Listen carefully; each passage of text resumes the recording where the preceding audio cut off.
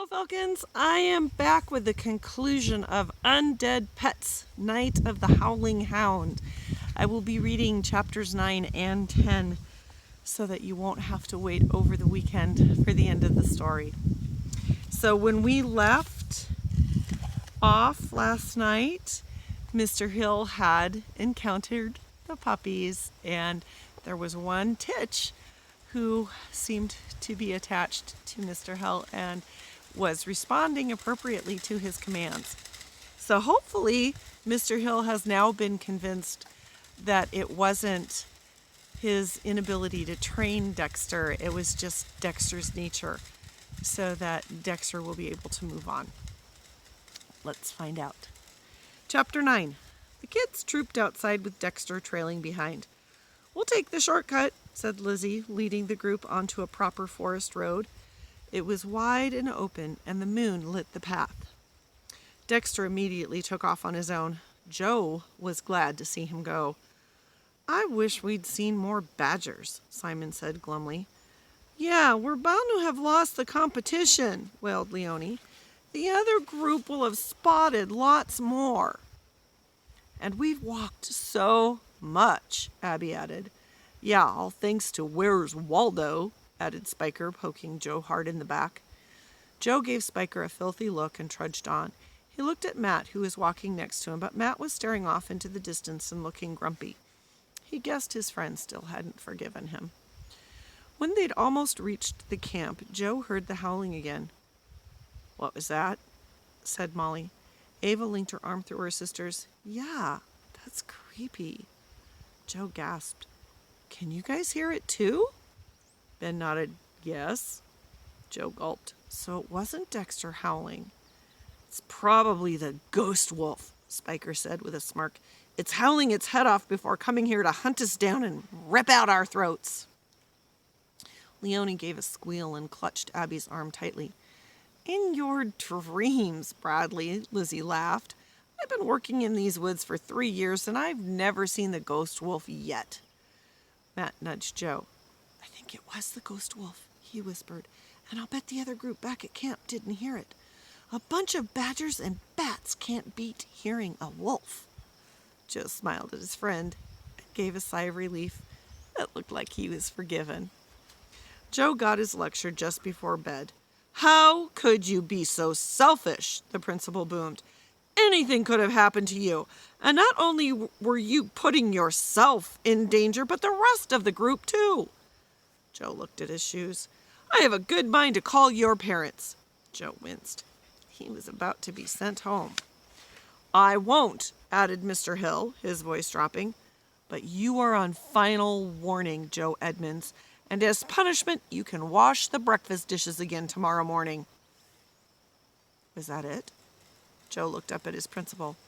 Surely Mr. Hill was going to come up with something worse than greasy plates. "Go on, back to your tent." Here's Mr. Hill yelling at Joe. When Joe got back to the tent, Dexter was already there, spread out across the sleeping bags. It stank. Joe rolled his eyes. "The others will be here soon. Why don't you go and find somewhere else to sleep?" "I can't sleep, not until you sort out my problems," whined Dexter. Joe gritted his teeth. He was tired and annoyed, and he'd had enough of Dexter for one night. "I tried my best, but I don't think Mr. Hill is ready for a new pet yet, okay?" Dexter howled. "And don't start that again," Joe sighed. "Maybe Mr. Hill doesn't need a new pet. After all, he's seen the pups now, so he knows not all dogs are as badly behaved as you, Dexter. I'm sure he realizes that it wasn't his fault that you ran off a cliff. So I was thinking, maybe it's time for you to go now. You know, pass over to the other side." "No!" howled Dexter. "Brian needs a new dog." "But he doesn't want one." "He does." "Well, sort it out yourself then," snapped Joe, "because I've run out of ideas. Now get out of the way so I can get into my sleeping bag." But Dexter wouldn't move. He sat there like a rock, glowering at Joe. "You must help me," he growled. "It's your job." "Well, I wish it wasn't. I've had enough of being the protector of undead pets. Now move over!" And he gave Dexter a shove. "Arr! Arr! Stop that!" yelled Joe, shouting to be heard over Dexter howling. "I wish I could make another wish on the amulet. If I could, I would wish that I'd never seen it, and then maybe I wouldn't be stuck in the forest with this stinky zombie dog that no one else can see." Just then, the tent flap flipped open. "What was that about a zombie dog that no one else can see?" Joe gulped. It was Matt. "Who are you talking to, Joe?" For a second, he considered telling Matt the truth, the whole truth, about the amulet, the wish, and all the weird undead pets that were haunting him. But there was no way Matt would believe him. No one would, Joe sighed. "I was just making up a ghost story." Matt didn't look like he believed him. "You've been acting really weird lately, and not just here. A few weeks ago, you were obsessed with hamsters. And then there was that freaky business with the alley cat. And now it's all about dogs. What's going on, Joe?" Well, Matt folded his arms.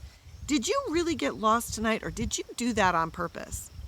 Joe felt his face turn red. "What? Of course I got lost." Here's Matt and Joe talking. Matt's eyes bored into him. "And what is the amulet?" Joe froze. He wasn't sure what to say.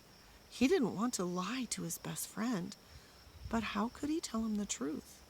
Before he got a chance to say anything, Dexter farted, and an invisible cloud of toxic zombie stink filled the tent. "Gross!" Matt grimaced. Joe pushed open the tent flap and pretended to waft the smell outside, but at the same time he gestured to Dexter to go. "I'll be back," growled the dog as he darted out into the night. Even with Dexter gone, the stink lingered. "What is that smell?" said Ben as he and Spiker appeared moments later. "That's foul." Spiker clutched his throat as if he were about to throw up. "Was that you, Joe?" Yep, it was," Joe replied. "And if you don't shut up, I'll do another one in your face, Spiker." Matt snickered. Ben grinned, and for once, Spiker was speechless. Chapter 10. When Joe opened his eyes the next morning, the others were already heading for the bathrooms. "Want me to wait?" asked Matt.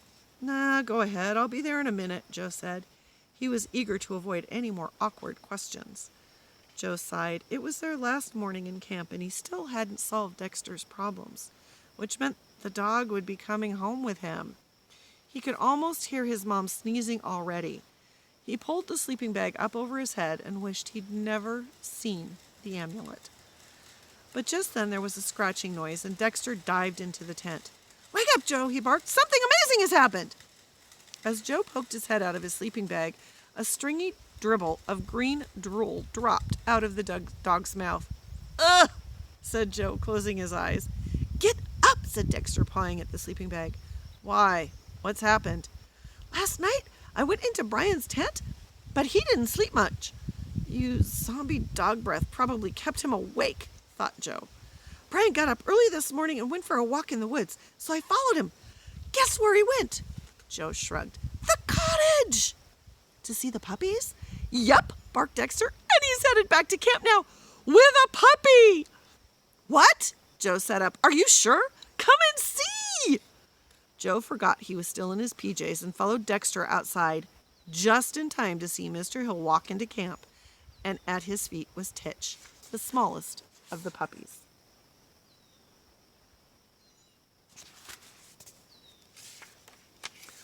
"Wow," breathed Joe. "Morning, Joe," called the principal as he passed Joe's tent. "As you can see, I've decided to get a new dog after all." "That's great!" "I suppose I've got you to thank, haven't I?" said Mr. Hill. "If you hadn't wandered off by yourself last night, then I'd never have met Mr. Frost." Mr. Hill beamed at Joe. "Does that mean I don't have to do the dishes?" Joe blurted out. "Don't push your luck," Mr. Hill said, his usual expression returning. Joe was in the camp kitchen washing the last of the greasy plates when Dexter came to find him. "I think it's time I went now," he said. Joe wiped his soapy hands on his jeans. "Are you sure?" "Yep, I feel ready now. This puppy is much better for Brian than I ever was. She's not a free spirit like me, so they'll be happy together." Joe looked at his feet. He never knew what to say when the undead pets passed over. Then he had a thought. Dexter, before you go, I was wondering, you told me about the nicknames Mr. Hill has for some of the kids at school? Well, I was wondering what he calls me." "Yogi?" "What?" "Yogi Bear." Joe frowned. "I look nothing like a bear." "Yogi Bear steals picnic baskets, and Brian said you stole his lunch." Joe's face turned pink. "It was an undead hamster that stole it," he said. "I just got the blame." Still, there were worse nicknames. "Goodbye, Joe," said Dexter. "Thanks for everything." Just as he started to fade, Dexter spotted something in the distance that Joe couldn't see, and with a shout of "Squirrel!" he vanished completely. Joe turned back to the sink and pulled out the plug. He stood watching the soapy water drain slowly away, letting the relief wash over him. He'd managed to get rid of another undead pet, though he still had to face the bus ride home, where he knew Matt would have more questions for him. Joe sighed. He still wasn't sure whether or not to tell Matt the truth. He was just about to leave the kitchen when he heard a low rumbling from down the drain pipe, followed by a horrible gurgling noise. Joe raised his eyebrows. Bad plumbing? Blocked pipes? "Joe, are you there? Joe," called a bubbly voice from deep down the drain. "I need your help." And that, my friends, is the end of the story. If you liked this story, The Night of the Howling Hounds, and the Saga of the Undead Pets, written by Sam May and illustrated by Simon Cooper and published by Grosset Dunlop, there are lots of other undead pet stories. This is just one in a series. So, there is The Return of the Hungry Hamster. Dumpling the hamster got sucked up in a vacuum cleaner. Can Joe help him sort out his unfinished business so he can finally bite the dust? And then there's Revenge of the Phantom Furball. Poor Pickle met her end under the wheels of a car. Can Joe help Pickle protect her sister before there's another catastrophe? And then there's Goldfish from Beyond the Grave. Fizz the goldfish got flushed. Can Joe help him take revenge so he can go belly up forever? Oh, and that's my bowl. All right, so if you like this book, The Undead Pets, written by Sam May, or Sam Hay, I keep saying Sam May, it's Sam Hay. I have several more available for checkout in the library when you come back in the fall. Until then, my Fur Grove Falcon friends, I wish you all a very wonderful summer. Until September.